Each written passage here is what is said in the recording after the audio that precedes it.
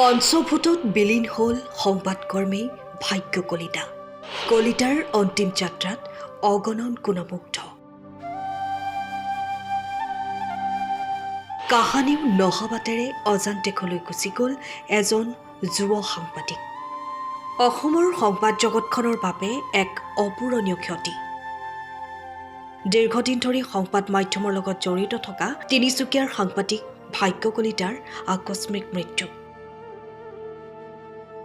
কিছুদিন পূৰ্বে অচিন ৰোগত আক্ৰান্ত হৈ যোৱা নিশা অসম চিকিৎসা মহাবিদ্যালয়ত শেষ নিশ্বাস ত্যাগ কৰে সংবাদকৰ্মীগৰাকীয়ে।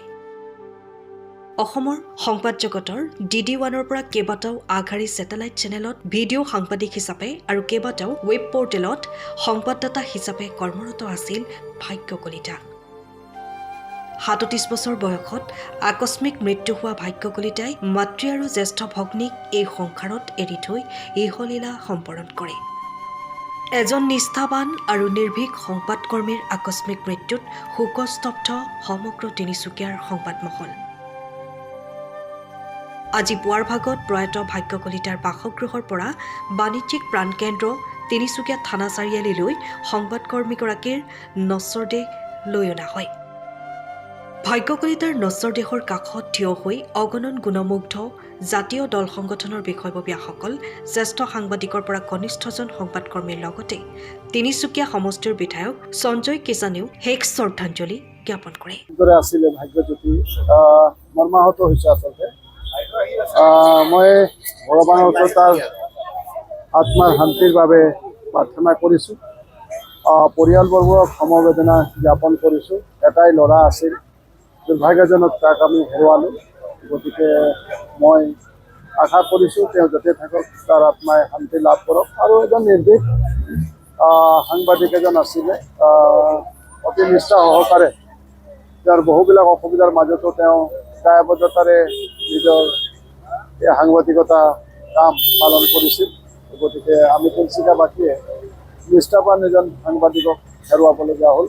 এই আমাৰ তিনিচুকীয়াৰ কাৰণে এটা ডাঙৰ সাংবাদিকতাৰ সৃষ্টিশীলতা তাৰ বৰ্ণিল আৰু বৰ্ণাঢ্য উপত্যকাৰ পৰা এগৰাকী উদীয়মান সাংবাদিক ভাগ্য কলিতাৰ আঁতৰি গ'ল। ভাগ্য কলিতা এজন অতি সহজ সৰল ডেকা ল'ৰা আছিলে আৰু সংবাদৰ প্ৰতি যিটো আগ্ৰহ আছিল, এই আগ্ৰহটো তেওঁ অতিমাত্ৰাই আছিলে আৰু সেইকাৰণে দিনটো সংবাদৰ পাছে পাছে দৌৰি ফুৰিছিলে। আৰু আমি আজিৰ এই মুহূৰ্তত ভাগ্যৰ বিদেশ আত্মাৰ চিৰশান্তি কামনা কৰিছোঁ আৰু শোকসন্তপ্ত পৰিয়ালবৰ্গলৈ আমি সমবেদনা জ্ঞাপন কৰিছোঁ। লগে লগে সঁচাকৈ এটা নাম নহয়, ভাগ্য এজন এনেকুৱা ব্যক্তি আছিল যিজন ব্যক্তিয়ে প্ৰতিটো জাতি জনগোষ্ঠী আৰু সৰুৰ পৰা ডাঙৰলৈকে বৃদ্ধলৈকে আচলতে প্ৰতিজনৰ লগত তেখেতে সমিল মিলেৰে থাকি বৃদ্ধৰ লগত বৃদ্ধ, সৰুৰ লগত সৰু, মহিলাৰ লগত যিদৰে আচলতে ব্যৱহাৰ কৰিব লাগে সৎ ব্যৱহাৰ, সেই ব্যৱহাৰ প্ৰতিটো আচলতে কুলৰ লগত মিলি হৈ থকা এজন ব্যক্তি আছিলে। যিজন ব্যক্তি হেৰুৱাৰ কাৰণে আজি আমি তাই দুখ প্ৰকাশ কৰাই নহয়, অসমৰ হয়তো প্ৰতিজন ব্যক্তিয়ে আজি দুখ প্ৰকাশ কৰিছে।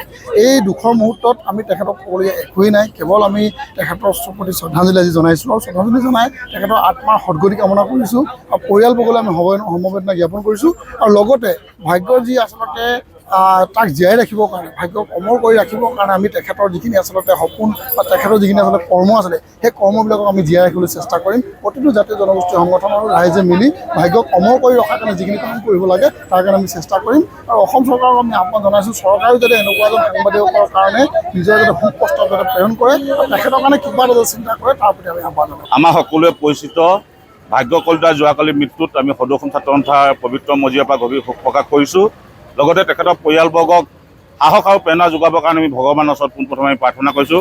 তিনিচুকীয়া সকলোৱে পৰিচিত ভাগ্য কলিতা তিনিচুকীয়া বিভিন্ন সংবাদ জগতৰ লগত জড়িত হৈ কিনে যি তেখেতৰ মনৰ পৰা তেখেতৰ যি সেৱা আগবঢ়াই গৈছিল, সেই সেৱা আমি তিনিচুকীয়াবাসী ৰাইজে সদায় মনত ৰাখিম।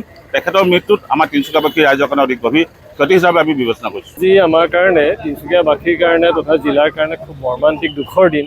আমি অকালতে হেৰুৱালোঁ এজন খুব উদীয়মান আৰু সম্ভাৱনাপূৰ্ণ সংবাদকৰ্মী। তেখেতে দৃশ্যশ্ৰাব্য মাধ্যমত আজি বহুদিনৰ পৰাই যিখিনি সেৱা আগবঢ়াই আহিছিলে আৰু তিনিচুকীয়া অঞ্চলৰ যিকোনো সৰু বৰ সমস্যা তেওঁ খুব সুন্দৰ ৰূপত প্ৰতিফলিত কৰিছিলে।